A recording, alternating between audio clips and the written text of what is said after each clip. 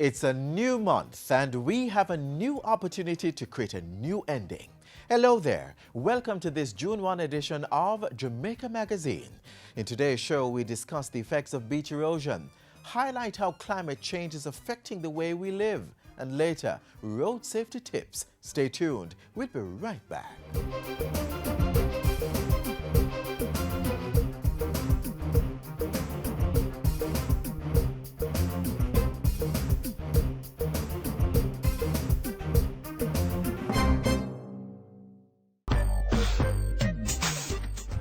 Yo, if I win, me look at work and can't get one. Eh? You want to look work? Yeah, but it's hard to pick up something since we get locked up a ganja. So, you never know, so you could get a record clear? Huh? Yeah. I was arrested for ganja too, you know. You? Yeah. I heard on the news that I could expunge my record. I went in and I fly free. But I realized that they automatically do it. I never know that. Yeah. But the thing is that it has to be a minor ganja offense. Like having 2 ounces or less. Yeah, I'm going to apply for mine then, man. Automatic expungement is available for past convictions for smoking ganja, possession of pipes or other utensils, and for the possession of ganja where the fine is no more than $1,000. To apply for a police certificate, you may visit one of the following locations: the Criminal Records Office, 34 Duke Street, Kingston; the Summit Police Station in St. James; Maypen Police Station in Clarendon; Area 2 Police Headquarters in St. Mary; and Pompano Bay Police Station in St. Mary.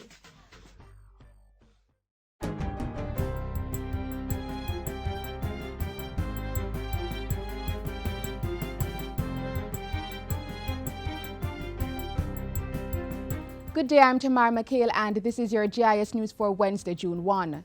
Cabinet has given approval for Jamaica to develop an expandable 100 megawatt natural gas-fired cogeneration plant, which will sell power to the national grid and provide steam to the Jamaica refinery. It modifies a previous agreement for a 50 megawatt coal-fired plant. The new natural gas plant is to be constructed by New Fortress Energy at a cost of $160 million by December 2018. Generation expansion plan. We saw where we would need an additional, even in the worst case scenario, we would need an additional 80 megawatts of power by the year 2020. So the additional 50 megawatts that are 44 to 50 megawatts that this plant will be providing fell well within that 80 megawatts, and in that 2-year span, we felt it could make a lot of sense. Chairman of the Electricity Sector Enterprise Team, Dr. Vincent Lawrence, was giving an update on that and other projects monitored by ESET during a press briefing on Tuesday. He also revealed that at this week's sit-in, Cabinet also gave approval for Pan-Caribbean Sugar Company to resume negotiating with the JPS for the sale of energy from bagasse produced at its Froome factory 8 months out of each year. It modifies a previous proposal for energy supply for 11 months each year. They felt that they would not have adequate bagasse to supply power for 11 months of the year, and the adjustment to an 8-month period would not make it feasible at a base load capacity. So they sought to supply on an energy basis, so whatever available, JPS would buy from them on an energy basis. In the meantime, the JPS's 190 megawatt project is on schedule for completion by mid-2018. And the conversion of the 120 megawatt Bogue plant for dual fuel is progressing, with commercial operation scheduled for August 15 of this year. Prime Minister Andrew Holness has asserted that his government has not abandoned the National Partnership Council. He says plans for the way forward will be announced within another week. In an interview with JIS TV, Mr. Holness says Minister Derek Smith has been appointed to the council and is to develop a set of reforms for the body. To make some tweaks, some changes to it, to probably expand it and to give more duties and responsibilities. So the idea of a social partnership to change the value structure, the value system, is something that we endorse, we embrace. The National Partnership Council was reintroduced in 2013, seeking to achieve a more consultative approach to national development. It includes representatives from the government, trade unions, private sector, and the civil society. More judges may be employed on a temporary basis to reduce the backlog in the courts. Justice Minister Delroy Chuck says he's seriously examining employing judges on a retainer, as well as to amend the legislation to allow for retired judges to serve in the appeal or Supreme Courts. In the United Kingdom and in many other countries, There are oftentimes more temporary judges than judges on the establishment. Because these are the temporary judges who come in on a regular basis to ease the stress and burden on the permanent judges. Minister Chalk was speaking at the recent General Legal Council's law conference. The Office of the Children's Registry OCR's media campaign encouraging adults to report cases of child abuse is being extended for another 6 months. The Break the Silence campaign was originally undertaken from June to November 2015. OCR signed a financing agreement for the extension on Tuesday with the Ministry of Education and the Jamaica Social Investment Fund through its Basic Needs Trust Fund initiative. JCIF's funding of more than $11 million will also go towards producing a storybook package, which will include a full-color illustrated storybook, DVD, and a teacher's guide. A total of 1,200 books will be printed for distribution to 6 schools, as well as other primary schools in the education system. The books, 40 copies of the books will be printed in Braille. A second agreement was signed on Tuesday with KQC Enterprises for the development of the storybook, which will help children identify and report abuse and will be used in schools as a resource material for the health and family life curriculum.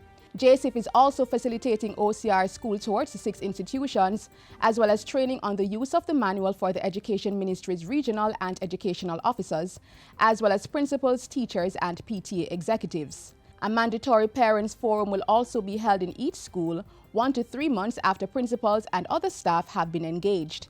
So what we've done here is not to undermine or replicate the good work that is already going on. What we're doing here is the partnership and with the OCR and the Ministry of Education, we've gone through, we've identified the gaps, and we are providing now those interventions that we need to really make it holistic and sustainable. And finally, Sport Minister Oliver Grange has lauded the organizers of the inaugural Jamaica National Racers Grand Prix Track Invitational, which is set to take place on June 11 at the National Stadium. The minister was speaking during a meeting with the event's organizers and officials last Thursday. It's something that we should really appreciate and understand, that it's that Jamaica has really taken on the world in track and field, and that we have now commanded the respect. So I'm happy. I'm happy I'm the minister at this time. I know that it can only get better. I anticipate that in the future I'll be able to make even a greater contribution, and that Jamaica will benefit.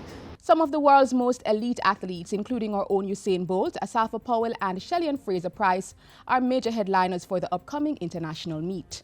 And that's it for JIS News today. I'm Tamara McHale. Thanks for watching.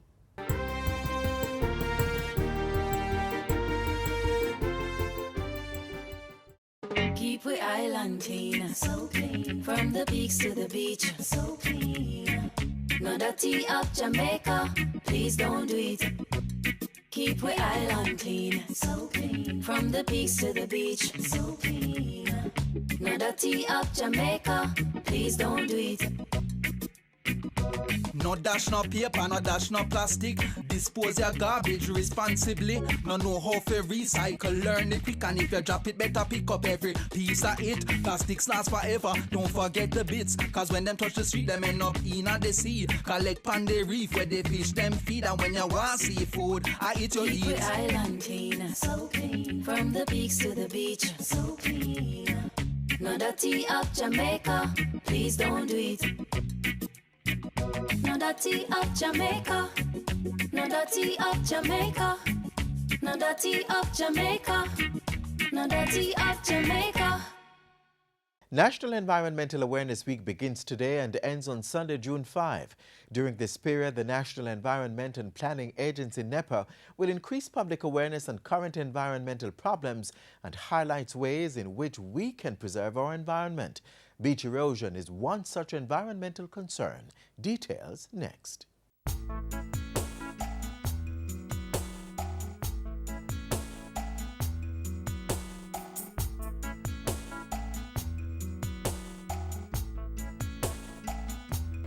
You know, from I was a young girl, I never see the beach like this. I never see it really still like this. We all hear some in our earlier days that the sea going to come in, but we never believed that it would come in like this. We step up at the stand like here and step in the sea because there is no beach. As a fisherman, I never said it look, but this is the further out, you know. These buildings, we used to the couple chain away from these buildings. So the sea come over more now. So we'd have to say a global warming, say just come up more, sea rise more. All right, you see this building right behind you, when it was built, it was further from the sea. And if you look at the manhole that's right there, you see that the sea take it off from the building completely and it's now removed. Do you notice how close the beach is to me? Is it a case of nature taking its course? To explore these and other questions, the National Environment and Planning Agency NEPA held a special consultative meeting with residents of Alligator Pond, located on the coastal border of Manchester and St. Elizabeth. We want to have some exchanges to discuss the present issues, the present conditions, the causes of the erosion, and importantly, speak to some possible solutions going forward. This is really a sensitization as we continue the dialogue. And NEPA opened the discussion with a worrisome point of fact. Many coastal areas in Jamaica are experiencing beach erosion, with the problem occurring increasingly across the south coast in places like Alligator Pond and Black River.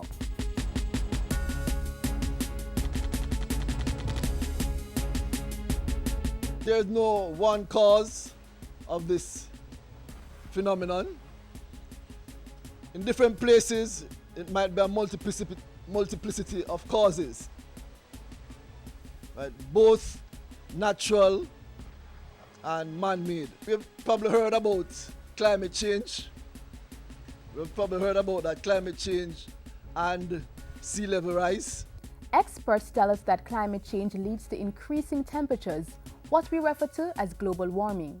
This in turn causes regions known to be extremely cold to get warm, melting ice and causing sea levels to rise. Additionally, with these extreme temperatures, over the years Jamaica has experienced a number of hurricanes which have caused a big impact on our coastlines, damaging reefs that are critical to coastal protection. Fishermen will be familiar with the fact that the reef protects the shoreline. Right? It acts to break the waves, and it acts as the source in a lot of instances for the sediment that comes onto the beach and supplies the beach with sand. Then there are the economic and social consequences of damaged reefs. Yeah, because we have a local fish stall, and so we have to move it off of the sea, so we have to move it and carry it further on the land. And right now, anywhere we are going to come to it. This is where we get our livelihood. This is the source of sending our children to school and doing our economic business.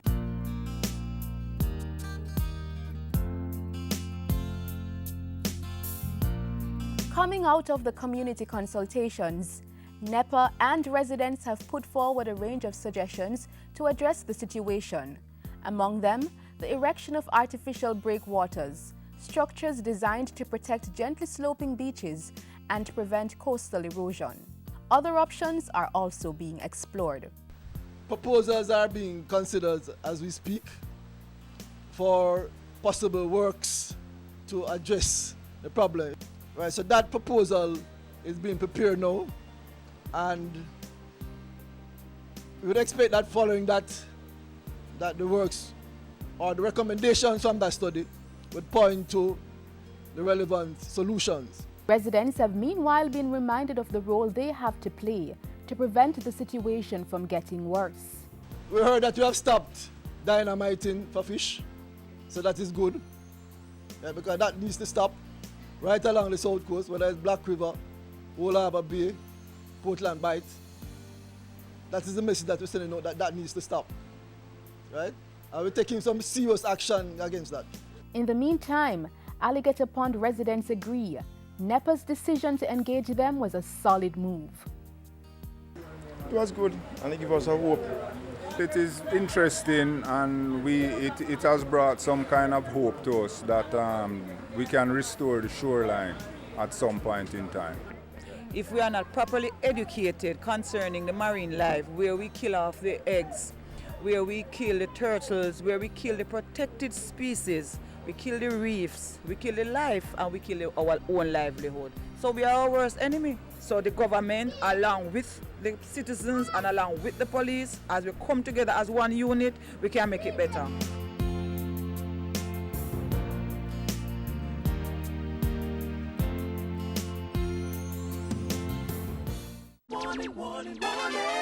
Terrible storms, drought, food shortages. Climate change is real. We can't stop it, but we can slow it down. Conserve water, plant trees, recycle, practice rainwater harvesting, use good agricultural practices. Contact the Ministry of Water, Land, Environment and Climate Change at 906-0724 or visit the ministry's website. Is it just me, or has it been extremely hot these past few days? Well, if you too have realized the difference in atmospheric temperature, then you should know that the sudden change is partially due to climate change. Warning, warning, warning! The world over is changing, and a number of the changes are as a result of the way you and I have chosen to live.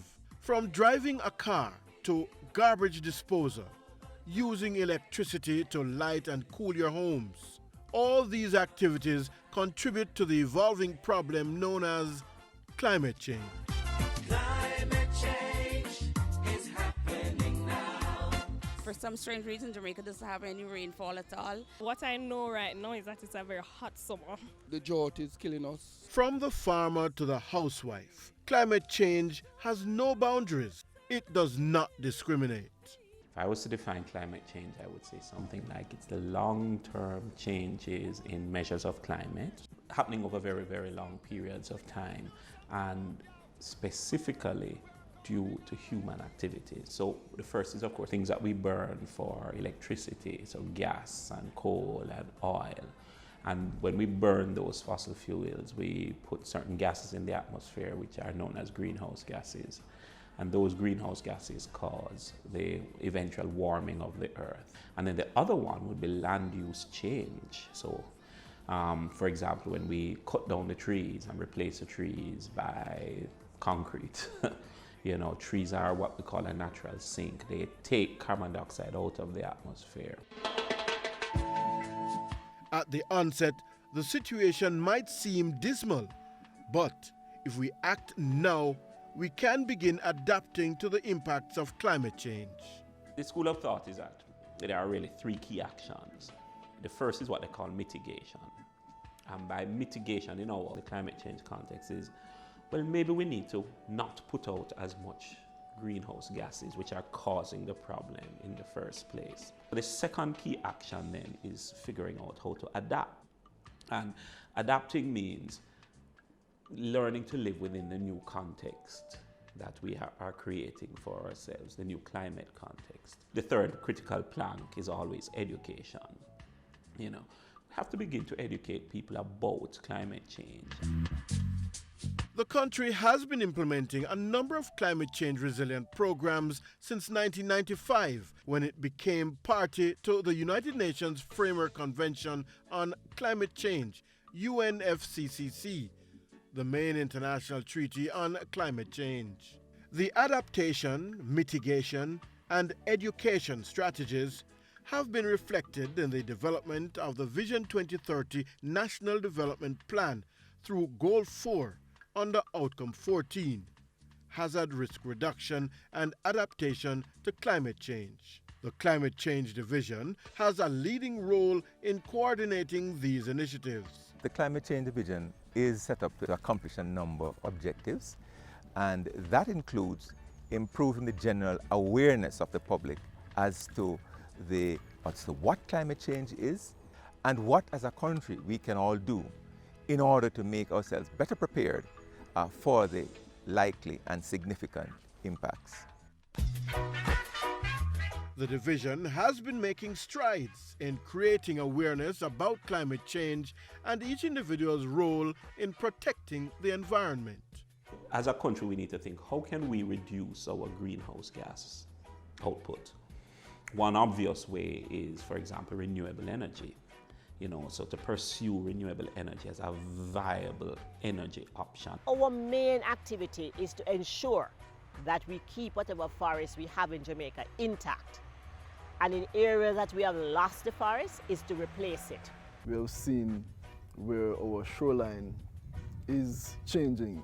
We've been doing a lot of work with replanting of mangroves, and we encourage replanting of seagrass. We have done work with establishment of coral nurseries, artificial reefs. We have experienced firsthand and will continue to see the changes that result from climate change. It is real, and all hands have to be on board to ensure success in our mitigation, adaptation, and education strategies. With climate change, we must change.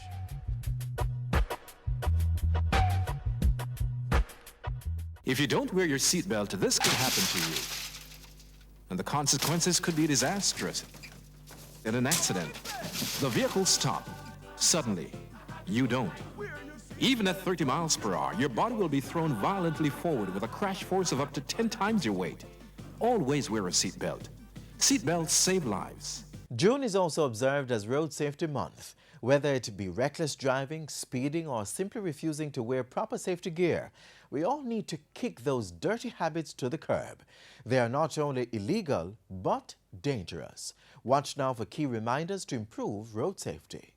Hi, welcome to another edition of Road Scholars. I'm Alison. Stay with us for tips to protect pedal cyclists.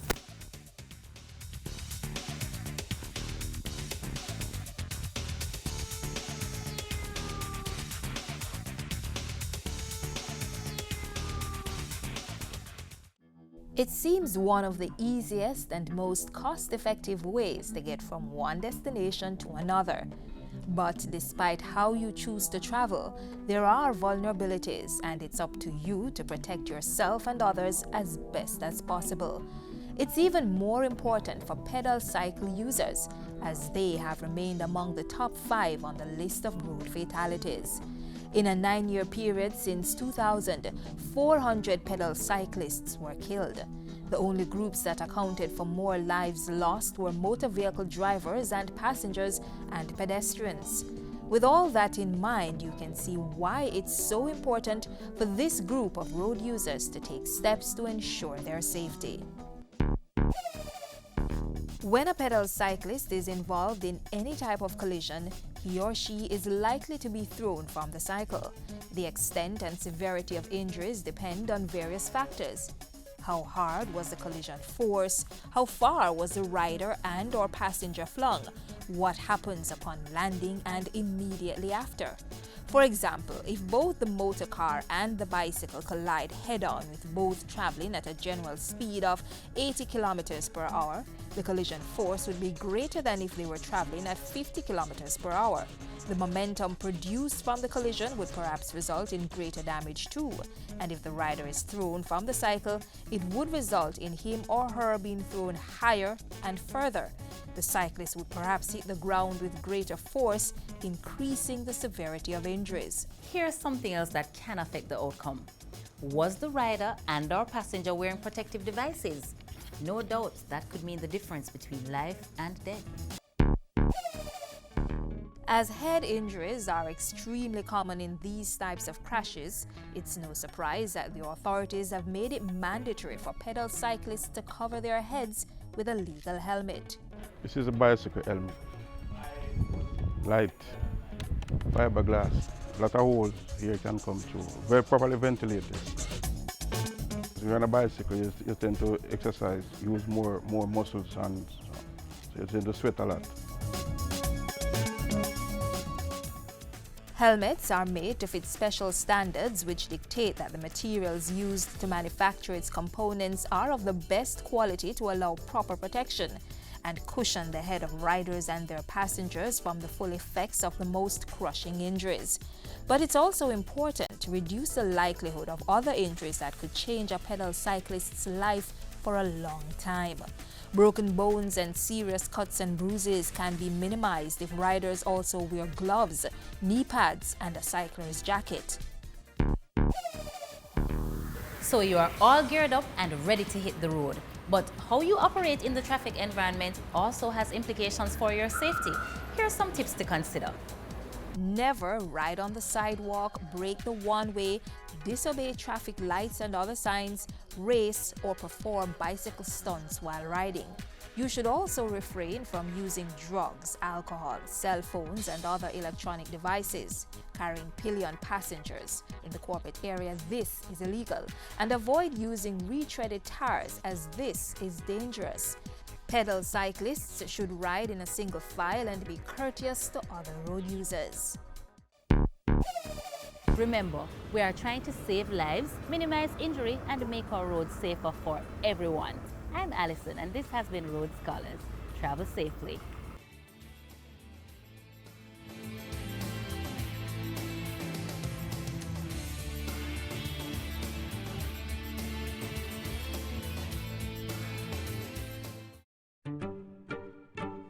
They were heading home, playing in the streets just like they always did.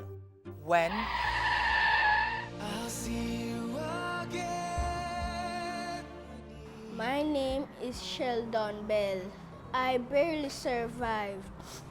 My friend, she didn't. I'm now much more careful on the road. You should be too. 330 Jamaicans died in road crashes in 2014. 99 of the deceased were pedestrians. Road users, obey road rules. Walk, drive, and ride with care. Remember, road safety begins with you.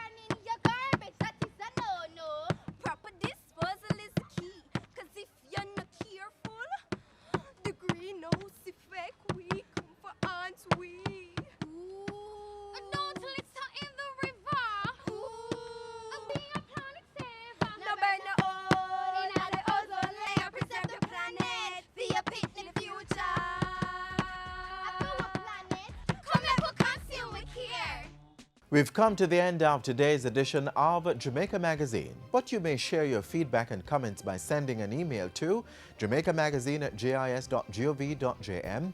You may also keep up to date via our social media platforms and visit our website jis.gov.jm. I'm Adrian Atkinson. Until next time, do take care.